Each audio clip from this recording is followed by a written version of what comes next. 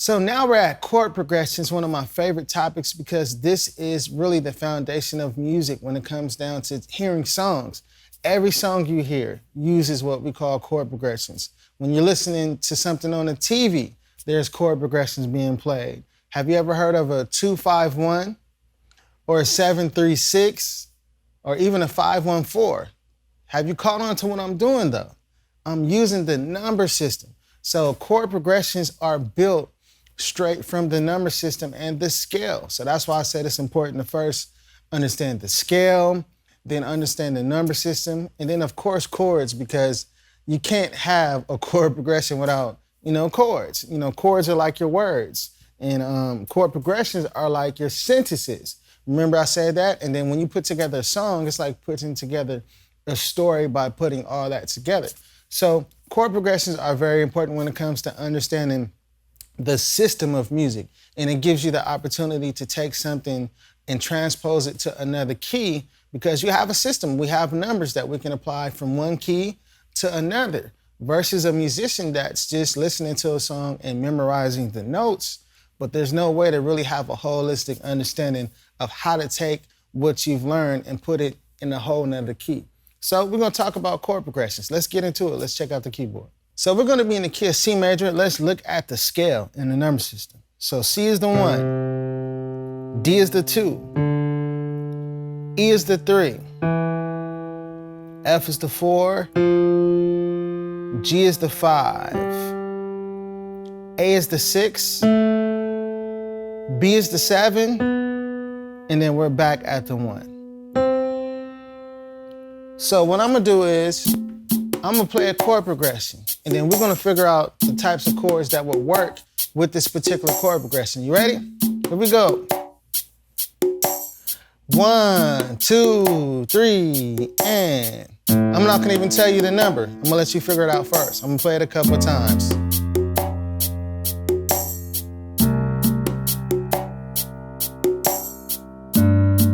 All right, I'm gonna do it one more time and try to figure it out, whoops, while I'm doing it. Not that note.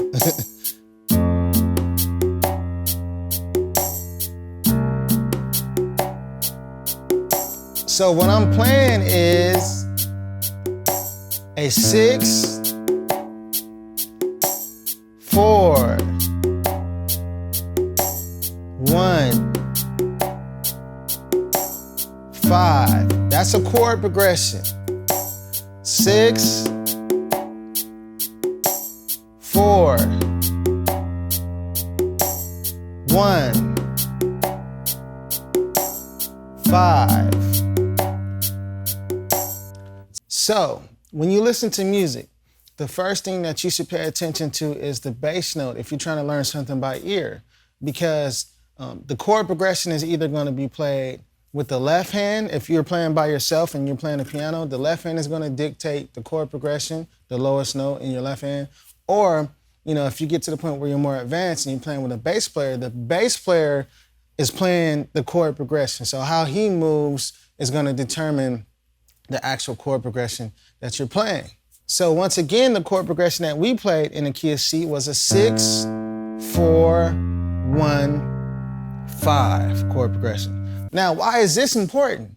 Because now we have a system in place. We're not just going off of just playing random notes. We have a structure, we have a system. The 6, 4, 1, 5. We could take that system or that chord progression and apply it to another city, another key. And when you go to that key, you're gonna go to the 6, you're gonna go to the 4, and you're gonna go to the 1, and then to the 5. So now we have something that we could use, and it's more of a universal thing that can be applied to any key. So that's very, very powerful. So let's look at this chord progression one more time. So we got a 6, 4, 1, 5.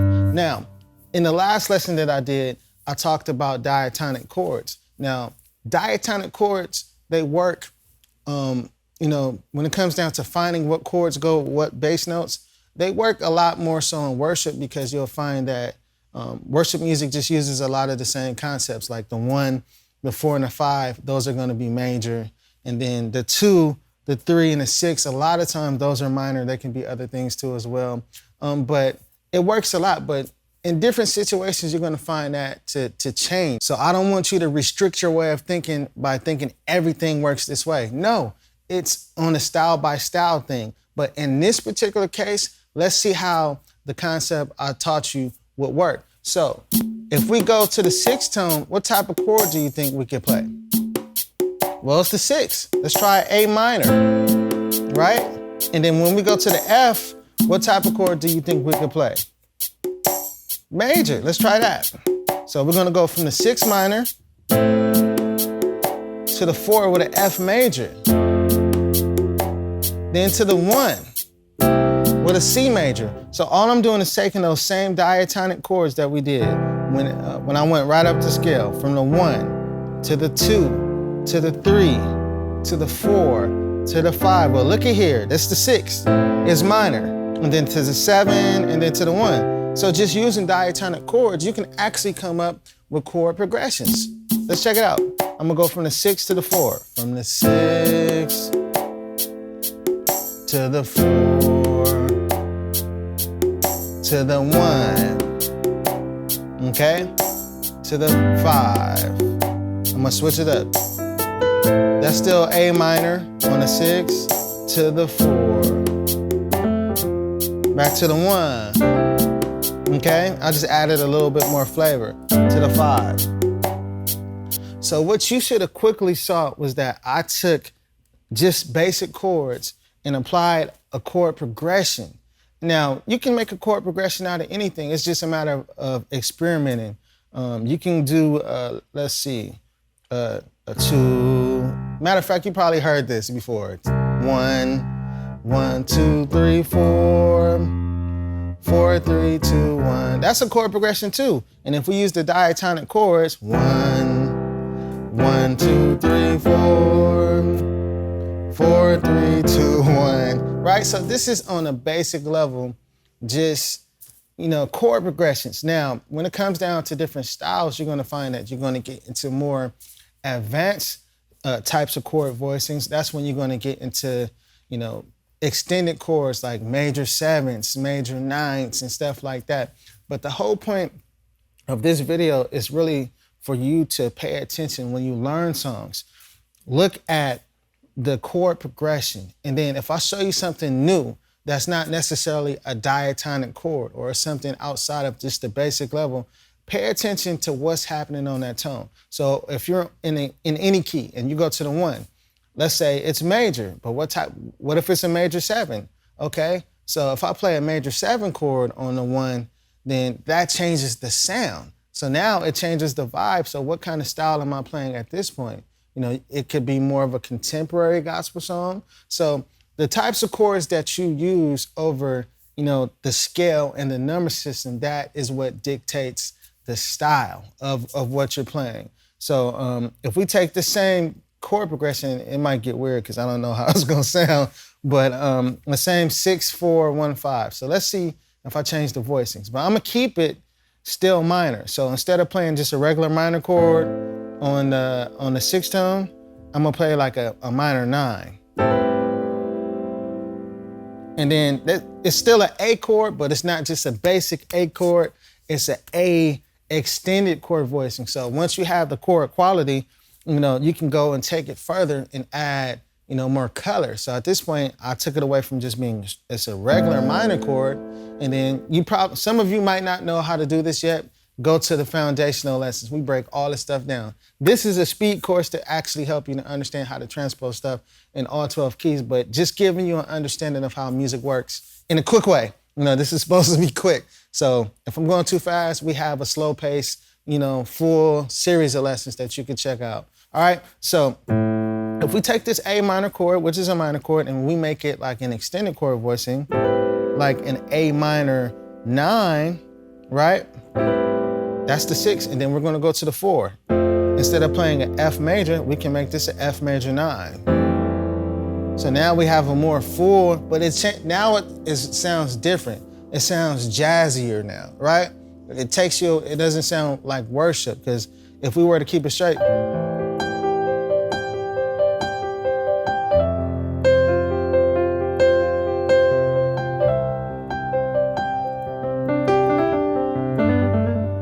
So I did something a little bit more fancy, but in this particular case, I played just straight minor chords, right?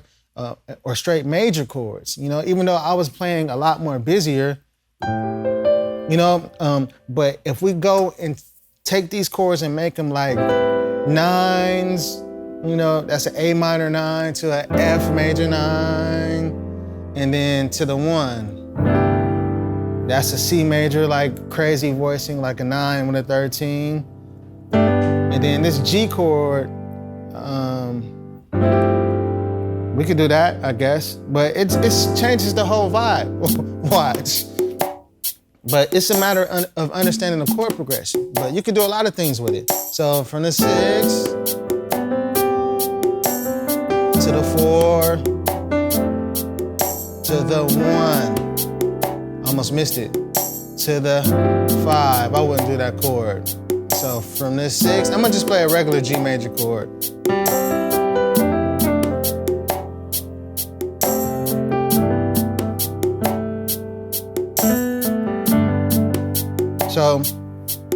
So why did I just do that? Why did I just confuse you, right? Well, I did it for a reason, because I want you to see that you have a basic structure of playing, but once you have that basic structure of playing, once you start to really learn, more about chords, more about, extended chords, you have something to build on top of. So all I did was build on top of what I already knew.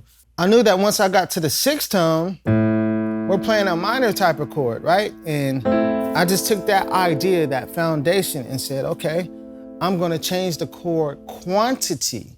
And that, what quantity means? The number, right? So instead of playing a regular A minor chord, you can play a minor 7, that's the quantity. You can play a 9, a minor 11. And when you do those type of things, that is what changes the style of what you're playing. That takes you from one vibe, and it changes it to a whole nother vibe, because now you took something simple like worship